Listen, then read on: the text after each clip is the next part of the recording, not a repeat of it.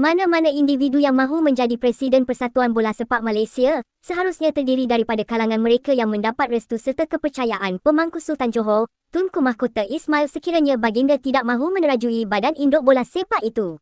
Bekas Pemangku Presiden FAM, Datuk Muhammad Yusof Mahadi berkata, kriteria itu penting memandangkan baginda merupakan figura paling konsisten dan berpengaruh dalam bola sepak negara.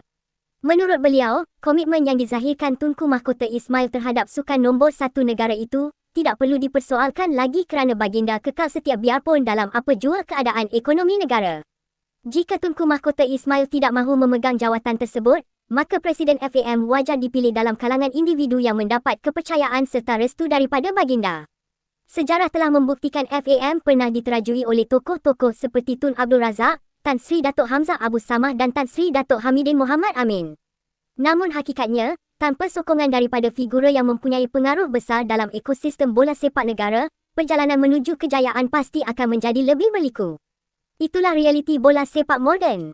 Bukan sekadar tentang jawatan, tetapi tentang kekuatan, jaringan dan keupayaan untuk menggerakkan seluruh sistem ke hadapan. Fikir-fikirkanlah, kata Muhammad Yusof.